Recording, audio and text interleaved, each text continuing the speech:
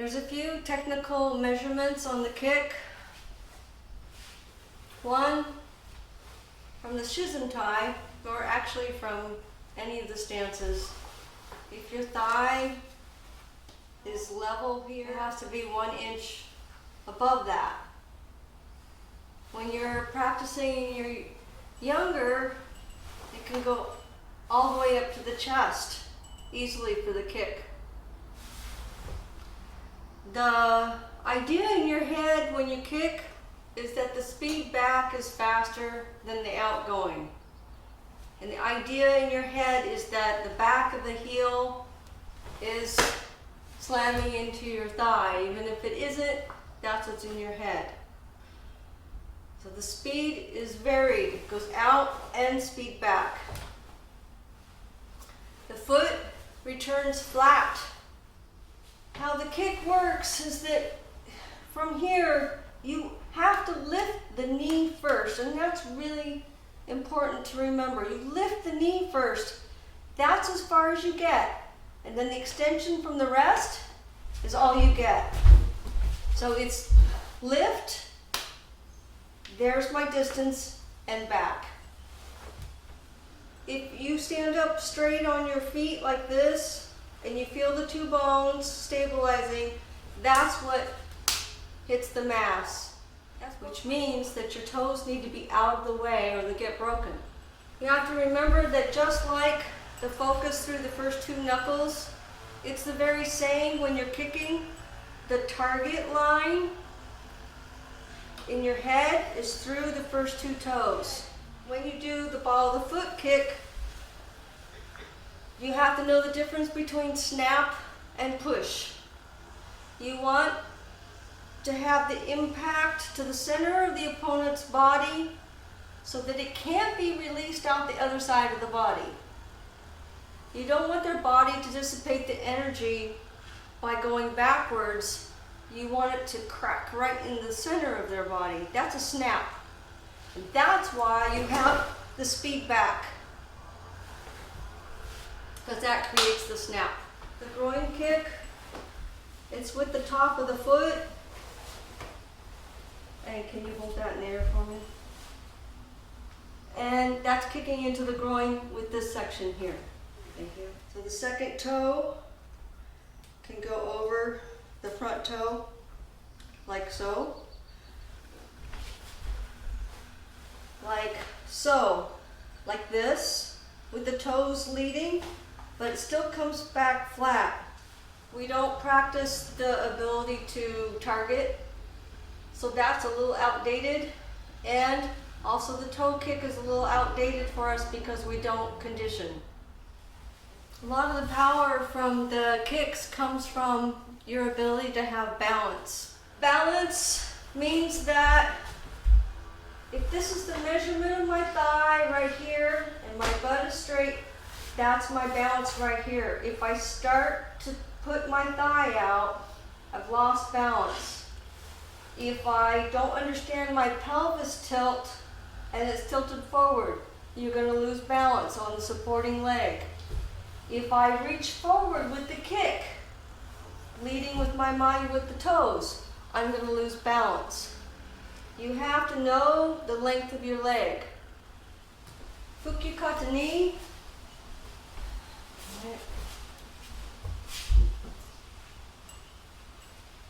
You have more balance that you're practicing right here in how you come down. You don't just fall down. And the test for that is that you can put it back. The measurement for shizentai when you're kicking punch is 1 foot in front. It can be 1.5 or 1 foot, but the kick does not land 2 feet in front. Again, that's supporting your koshi and your balance. You land straight down. Teaching the positioning, coordination, and stability of the pelvis area is the senkutsun kihon, my geri. And the idea is being able to bring it back under your torso and then set down. So from here, speed back and setting it down yourself instead of letting it drift down. I could just place the foot, but that's not what's happening with the bones inside your pelvis. It's here and from here down. In Goju Shiho, there's a nuance. When you kick, you're going to drop. When I just said with here, it's straight and then down. Goju Shiho, it's straight down and with speed. Drop, straight down. One of the most difficult kicks in the kihons is to do my geri from the nekowash, because you're already straining the back thigh and sitting low, and the hip is back, and it's a difficult kick to do. The zenkutsun's easier and the shizentai is easier, back leg or front leg. Nekowash is really grueling, but super important, keeping the slant. And here, when we're going to do a kick in the kata, the question is, do we stand up or do we stay just as low? And it's natural, it's in between the two.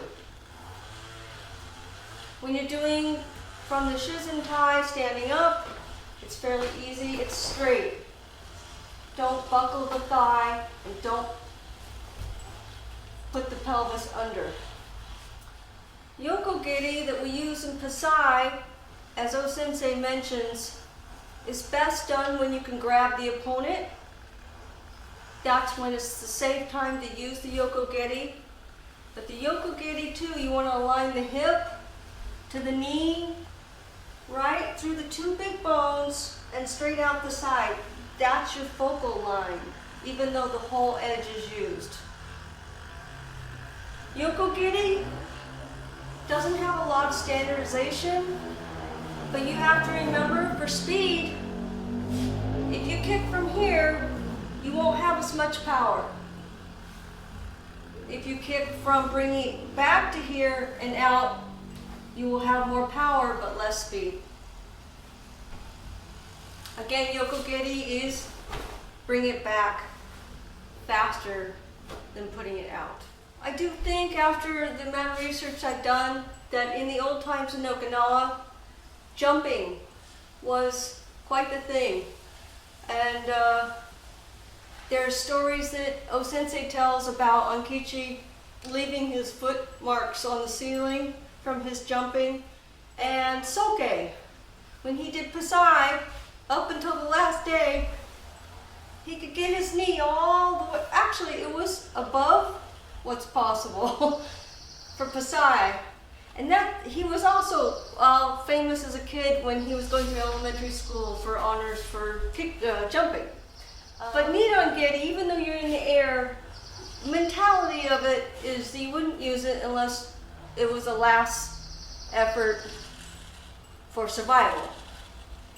Saying that you're cornered.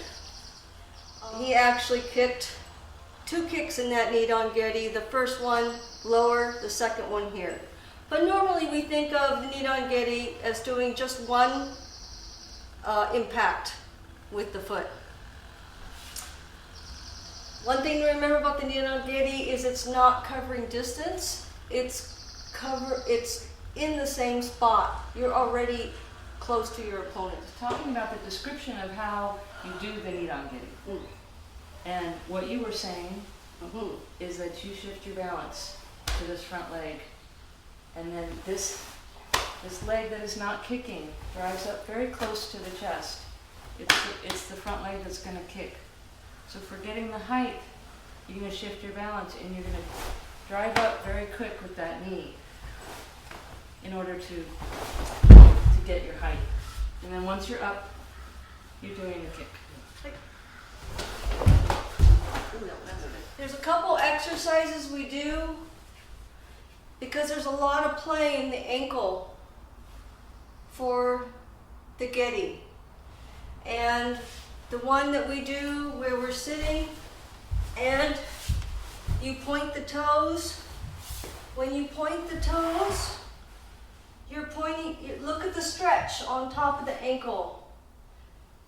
It goes all the way down. And that's gonna happen for that flex where it comes back and comes back flat. The other thing that we do is when we do the circles, here's the 90 right here. You're cutting out space in here. Most people can only do this. But you want to have it go as much back as you can. And then when you do the circle, there's that stretch again on the top. And that's for the kicks. The kicks is we walk as high up as we can around the dojo. That's for training balance and the ball of your feet. And we can also walk around on the sides to develop the knife edge of your foot. The other exercise for that toe kick from the old days is lifting the big toe, putting it down, and then lifting up the other four. Big toe, lifting up the other four. Knee. So. Go.